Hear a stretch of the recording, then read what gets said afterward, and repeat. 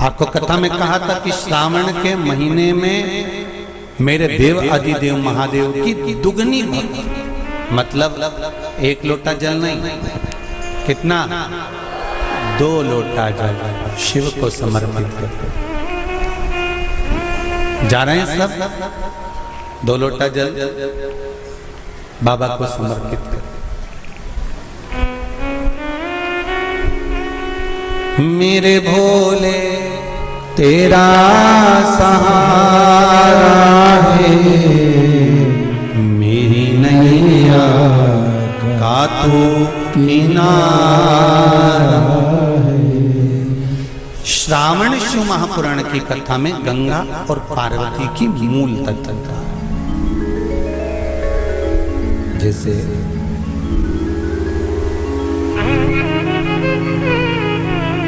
श्रावण का महीना आता है तो गंगा मैया और पार्वती मैया, ये दोनों सृष्टि के भार जब भगवान शंकर पर आ जाता है 4 महीने तक, जिसको हमारे यहाँ चतुर्मास कहा जाता है, तो ये 4 महीना जब चतुर्मास का आता है तो सृष्टि का संपूर्ण भार मेरे देवाधिदेव महादेव पर है। और देवाधिदेव महादेव पर जब सृष्टि का भार आता है तो केवल अकेले महादेव इस भार को नहीं उठाता, इस भार को उठाने के लिए गंगा और माता पार्वती भी उनके नजदीक में आकर खड़ी हो जाती है।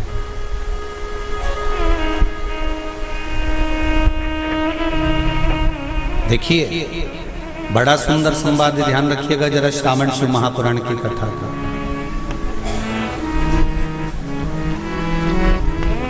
केवल एक पुरुष का कार्य नहीं है परिवार का भार उठाने का,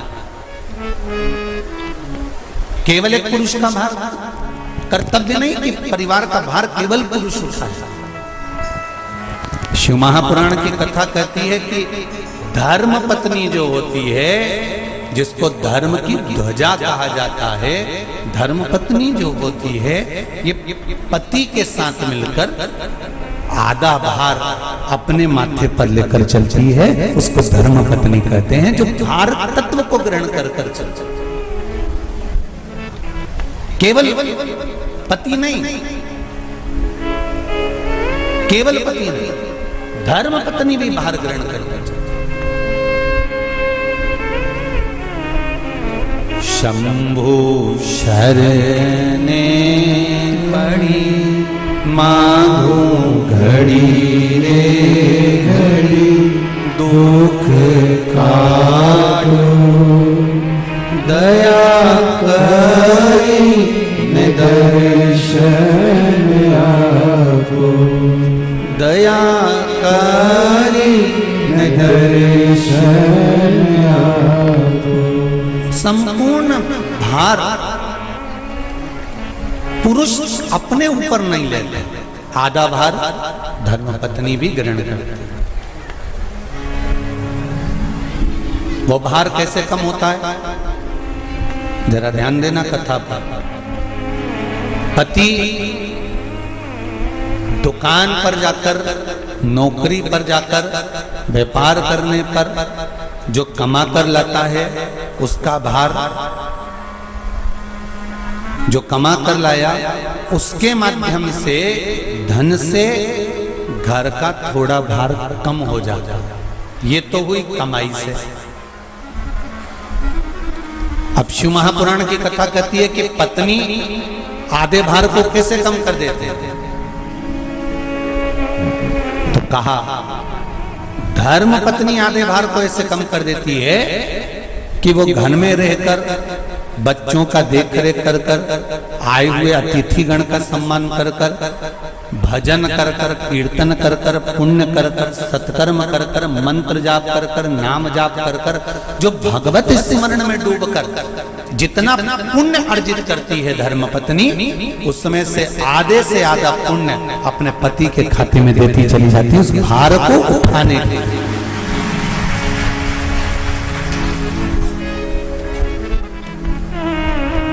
उस भार को उठाने में आधे से आधा भार धर्मपत्नी अपने व्रत, अनुष्ठान, मंत्र, साधना, तप, उपवास आदि के माध्यम से काटती है। एक बात और याद रखिए, श्रावण के महीने में सारे व्रत आते हैं, बहुत सुंदर सुंदर। छोटी तीज का व्रत भी आ जाता है, बड़ी तीज का व्रत भी आ जाता है। दुबे जी, छोटी तीज भी आएगी, बड़ी तीज भी आएगी, और अच्छे से अच्छे व्रतों का क्रम रामकिशोर जी बीच बीच में श्रावण, भादो, कुंवर, कार्तिक में आते रहे। ये 4 महीना जो व्रत आते हैं, इन व्रतों की मूलता क्यों कही गई? ये सारे व्रत चतुर्मास के अंतर्गत ही आते हैं, इन व्रत को बाद में भी आ जाना चाहिए, पर नहीं। मूल जो व्रत हैं, पूजन है, अनुष्ठान है, देवी देवताओं के जो पूजन के भाव बताए, वही चतुर्मास में बताए। इसका कारण क्या है? क्यों चतुर्मास के व्रत की महत्वता होती है? तो कहा, इस चातुर्मास के अंतर्गत स्त्री, नारी जो व्रत धारण करती है, हाथों में चूड़ा पहनना, पाँव में पायल पहनना, महावुर लगाना, मेहंदी लगाना, ये जितने छोटी तीज, बड़ी तीज और अन्य तीजों आएंगे, त्योहार आएंगे चतुर्मास में, माताएं हरतालिका तीज हुई, छोटी तीज, बड़ी तीज हुई, भादों के कोई व्रत हुए, अनुष्ठान हुए, छठ हुई, पूजन, जो भी माताएं पूजन करेंगी उसके अनुसार वो हाथों में, शरीर पर 16 श्रृंगार धारण करती हैं, बहुत सारे श्रृंगार धारण करती हैं, और श्रृंगार धारण करने के साथ साथ माताएं अखंड सौभाग्य की वस्तुएं भी इन 30 त्योहार पर दान करती हैं।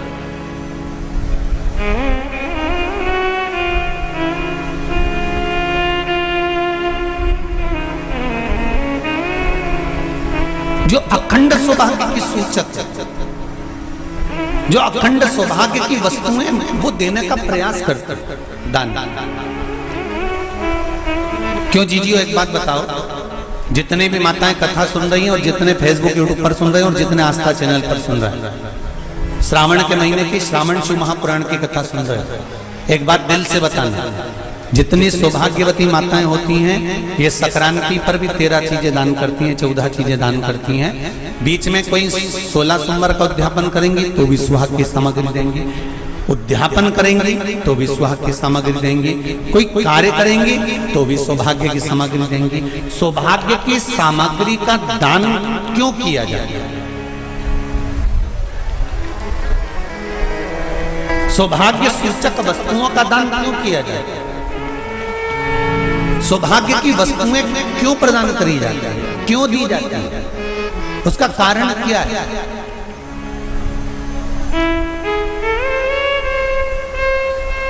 क्यों देते हैं? महाराज, भारत की भूमि की सौभाग्यवती माताओं का एक मन की अभिलाषा रहती है, भारत की भूमि की माताओं की एक अभिलाषा रहती है कि जब उसके प्राण छूटे तो अखंड सौभाग्य धारण करके पति के कंधे पर और पुत्र के कंधे पर शमशान पर।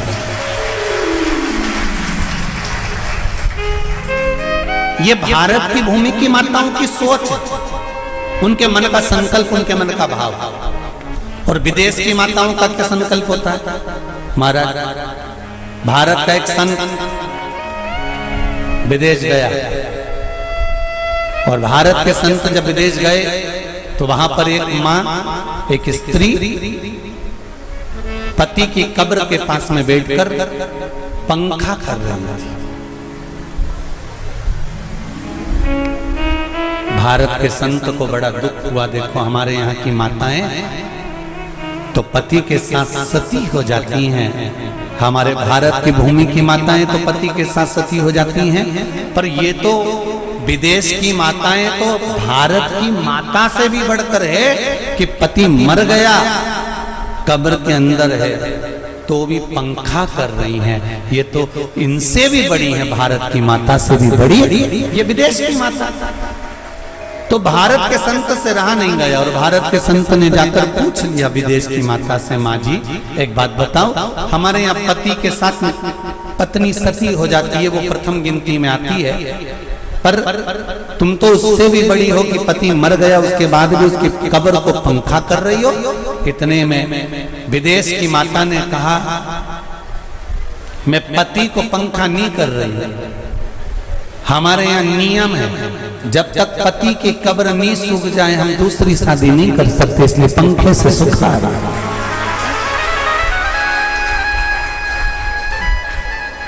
इसलिए पंखे से सुखा रही है। मेरे भारत की माताओं में और विदेश की माताओं में अंतर है सर। मेरे भारत की माताएं अखंड सौभाग्य की वस्तुएं धारण कर कर अपने आप को गौरवान्वितता महसूस करती हैं और विदेश की माताएं ये सब वस्तुएं उतार कर गौरवान्वितता महसूस करती हैं।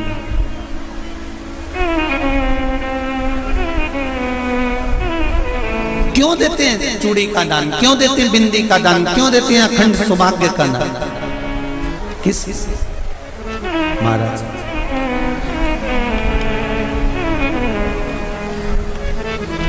मेरे हाथों में भर भर के चूड़ी रहे, मेरे हाथों में भर भर के चूड़ी और मैया कोई काम नहीं, मेरे मस्तक पे चमकती चूनर रहे, मेरे मस्तक पे चमकती चूनर रहे और मैया कोई काम नहीं,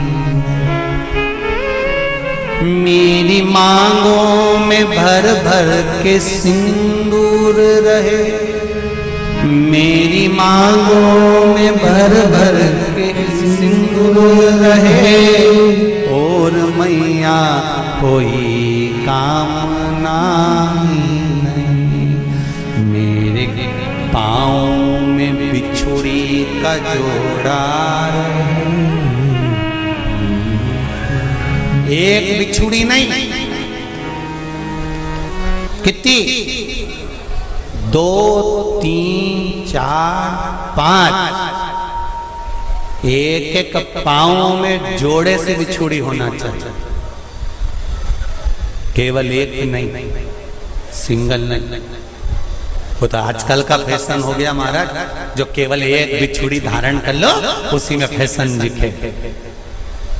श्रावण की शिव महापुराण की कथा कहती है जब बेटी को विदा करा जाता है और पहली बार बेटी के पांव में जब बिछुड़ी डाली जाती है तो वो बिछुड़ी भी अलग अलग नहीं होती, उस बिछुड़ी के जोड़ को चेन से एक दूसरे से बंधा हुआ होता। बोला सही है कि गलत? जितने आस्था चैनल पर कथा सुन रहे हैं, जितने फेसबुक पर सुन रहे हैं, यूट्यूब पर सुन रहे हैं, सुन लेना कि मेरे भारत की माताओं का जब पाणी ग्रहण संस्कार किसी बेटी का होता है, उसके पांव में जब पहली बार बिछुड़ा पिनाया जाता है, बिछुड़ी पिनाई जाती है, तो वो बिछुड़ी भी एक दूसरे से बंधी हुई होती है, चेन से बंधी हुई होती है। उसको अलग अलग वाली बिछुड़ी शादी के मंडप में नहीं पहनाई जाती। क्यों? जैसे ये बिछुड़ी एक दूसरे से पांव में बंधी हुई है, तुम्हारी जिंदगी अंतिम श्वास तक ऐसी ही बंधी की बंधी रहे, यही बनना चाहिए। वो तो अब माताओं ने थोड़ा सा फैशन चेंज कर दिया, अब पांव में ज्यादा बिछुड़ी नहीं पहनती, गड़ती है, चुभती है, एक बिछुड़ी धारण है। महाराज पर नहीं, बिछुड़ी भी दो हो, जोड़े से। हमारी माताएं, भारत की भूमि की जो माताएं हैं, ये चूड़ी भी हाथ में पहनती है तो जोड़े से पहनती है। बोलो जैसा सही है कि गलत है? एक अकेली चूड़ी माताएं हाथ में धारण नहीं करती हैं। अगर भारत की भूमि की संस्कारित माताएं हैं और भारत की भूमि की सभ्यता और संस्कृति को जानती है तो अकेली चूड़ी नहीं, जोड़े की चूड़ी पहनेगी, 2 चूड़ा डालेगी, 4 डालेगी, 12 डालेगी, पर सिंगल नहीं, अकेले। और सरल भाषा में समझ लो, हमारे यहां ठेले पर लेने जाओ तो जो केले अपन खाते हैं वो भी सिंगल नहीं देते, उसको भी जोड़े से दिया जाता है। 2 दूं की, 12 दूं की, आधी दर्जन दूं की 1 दर्जन। अब अंदाजा लगाइए, हमारे यहां देने का भी एक भाव है। श्रावण के महीने की शिव महापुराण की कथा, जिसका नाम है श्रावण शिव महापुराण की कथा, ये कहती है कि पार्वती जी ने और गंगा जी ने ये चतुर्मास में जितना सौभाग्य का दान दिया है, उनके बराबर दुनिया का कोई व्यक्ति इतना सौभाग्य का दान नहीं दे सकता जो माता गंगा और पार्वती दोनों दान दे रहे हैं।